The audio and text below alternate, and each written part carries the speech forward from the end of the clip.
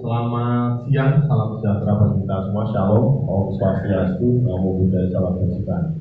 Baik. Yang saya hormati, saya senior di ABDI Nasional, ABDI Provinsi Jawa Tengah, Om Wisnu Pak Anana. Yang saya hormati dua jasa darwati yang saya hormati. Kalau bupati ada bupati sepuh, berarti ini juga ketua arti sepuh, ya. Yang saya hormati ada Pak Tri. Saya hormati Pak Ketua di Kabupaten Klaten, Pak Sunarto beserta seluruh jajarannya yang sebentar lagi demisioner. Yang saya hormati Pak Camat Manis Nenglo, rekan-rekan dari dinas, saat ini dinas pertanian ini kok panjangan di ketahanan pangan dan pertanian, yang mohon maaf tidak bisa kami sebut satu persatu, para sesepuh, senior dan keluarga besar ABDI Kabupaten Klaten yang mohon maaf tidak bisa kami sebut satu persatu. Pertama selalu dan marilah kita panjatkan puji syukur kepada Allah Subhanahu wa taala Tuhan Yang Maha Esa, di mana alhamdulillah atas limpah rahmat karunia sehingga pada siang hari ini kita masih bisa bersilaturahmi alhamdulillah dalam keadaan siang melakukan tanpa kurang satu apapun. Yang selanjutnya tentu kami mengucapkan terima kasih karena sudah diundang oleh Pak Narto beserta seluruh keluarga besar ABDI sehingga kami hari ini bisa ikut menjadi saksi dari terjadinya regenerasi kepengurusan ABDI di Kabupaten Klaten. Tadi sudah disampaikan oleh Bu Kadarwati, terus Pak. Bahkan sebelum mulai itu ya Ibu itu sudah besar dari tembakau, sumber tembakau juga usahanya tembakau. Sehingga akhirnya lahir Hamenang bisa sekolah, bisa kemudian kuliah, akhirnya bisa kalau di wadah jadi bupati karena dari tembakau. Tepuk tangan, berarti tembakau. Karena saya lahir besar di tembakau, karena rezeki ibu dari tembakau tentu ya sudah menjadi kewajiban saya. Insya Allah ke depan kami akan bersama-sama dengan memperjuangkan tembakau di Kabupaten Klaten. Tentu tantangannya besar Bapak Ibu Saudara. Tapi kalau bicara pendapatan dari tembakau luar biasa. Se-Indonesia kurang lebih 200 triliun itu 200 triliun. Tapi hari ini yang kemudian kembali ke petani berapa persen sih? Kan nggak nih. Nah itulah. Itu yang menjadi PR dan perjuangan kita ke depan.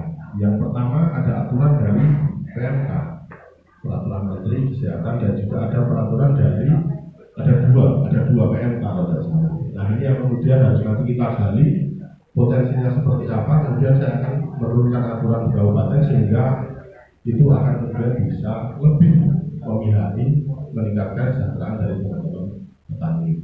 Beberapa tahun terakhir ketika saya ada di DPRD saya cukup sedih Bapak Ibu Saudara karena DPHJHT anggaran itu bikin konser. Gini apa gini? Saya udah tumpul rokok ilegal. Wah, ben-benan. Senang sih pulau dan hutan senang. Tapi ketika duit dari tembakau asalnya sedih. Sekian miliar ya harusnya kemudian bisa dimanfaatkan untuk seluruh ABDI, seluruh petani, warga masyarakat yang berkecimpung di bidang tembakau, kemudian malah dia berusaha untuk kegiatan. Tapi saya dengar di tahun 2025 ini aturannya sudah bergeser. Saya belum baca detail, sepertinya sudah bergeser. Nah ini semoga kabar baik agar kita semuanya. Ketika aturannya bisa bergeser, nanti Pemda Kabupaten bisa ada kekuasaan, insya Allah nanti kita akan support susul tentang tembakau di Kabupaten Klaten. Tinggal dengan ini nanti ketika sudah monggo kemudian terpilih kepengurusan baru yang kemudian solid, kompak, bikin program kerja, program kerjanya kemudian disinkronkan dengan pemerintah Kabupaten Klaten. Tinggal kami nanti masuk di sisi apa? Misalnya apakah sarpras, apakah misalnya bicara tadi Bu kalau bicara irigasi, berarti saluran irigasi, misalnya jalan usaha taninya, misalnya pupuk dan lain sebagainya. Monggo nanti ke depan insya Allah kami siap bersinergi. Nggak nih Pak Bu, karena realitasnya di Kabupaten Klaten ini ya luar biasa kalau bicara tembakau, apalagi kalau bicara secara nasional. Memang hari ini tantangan kita luar biasa.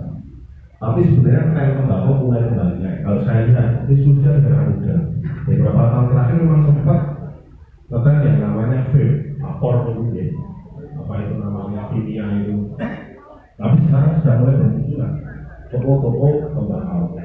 Anak muda kembali rokok langsung dari tembakau asli. Nah ini tren yang bagus. Jadi kalau trennya nanti bisa naik, ya otomatis kita bisa rebound lagi. Nah tinggal di sisi lain masalah peraturan ini yang kemudian mungkin ke depan harus kita perjuangkan bersama masalah PMK-nya ini. Karena tadi saya lihat sekian puluh persen untuk kesehatan, sekian puluh persen untuk kesejahteraan masyarakat, kemudian ada 3 sekian persen untuk apa? Nah itu yang kemudian porsinya ini yang kita harapkan lebih banyak yang kemudian kembali kepada petani tembakau yang agar yang menikmati yang berjuang kan tahu Pak Bu.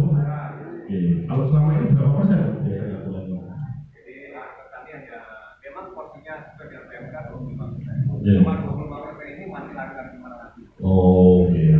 Nah berarti yang ke depan PR-nya 25% ini yang kita pastikan untuk kembali 100% ke para petani dan usaha tembakau. Betul ya Pak Bu? Nah nanti apa-apa saja kita sudah koordinasi sehingga nanti program yang saya dan Mas Benny ini akan buat sesuai dengan kebutuhan dari Bapak Ibu Sedoyo. Jangan sampai kami gawe kebijakan nopo dengan kebutuhan nopo betul nyambung. Betul ya? Karena yang terjadi selama ini mesti seperti itu kebanyakan. Jadi top down tidak bottom up. Nah, ke depan kita buat bottom up. Usulan dari Bapak Ibu Sedoyo apa melalui organisasi masukkan ke kami, yang tinggal nanti kemudian tahun depan kita proses untuk kemudian menjadi sebuah kebijakan. Nah,